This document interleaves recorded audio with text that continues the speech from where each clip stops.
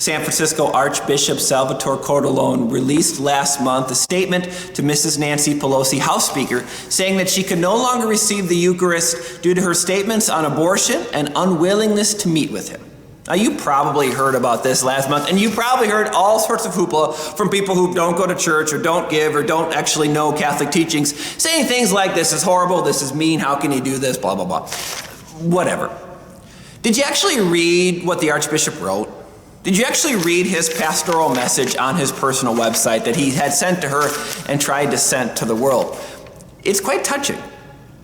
It's touching because he details, this is not a political thing for me. This is a pastoral thing for me. I'm concerned about your soul and your salvation, not winning political points and trying to look good in the eyes of the world. Now, you may agree or disagree with this decision, but here gets to his point, his right, his calling, his duty. She's placed himself under him as his archbishop, the matters of the soul.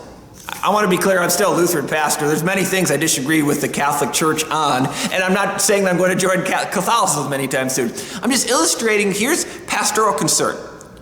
Here is the idea of, I love you and care for you, so I'm going to warn you about danger, even if I get slammed online, even if people leave my church, even if people hate what I have to say, I'm going to say what you need to hear in love, even when I get hate from the world. That is worthy of highlight and praise, even if there's false doctrine and so many other things that he does. Psalm 56.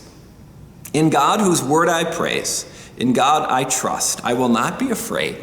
What can mortal man do to me?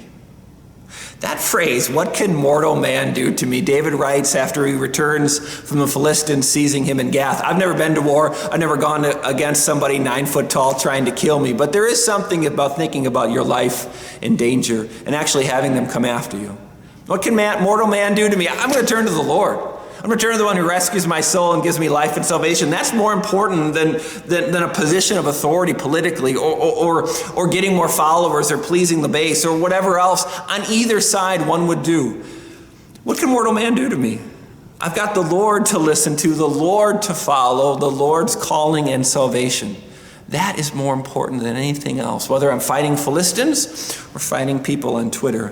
In God whose word I praise, in God whom I trust, I will not be afraid. What can they do to me? Nothing to my soul.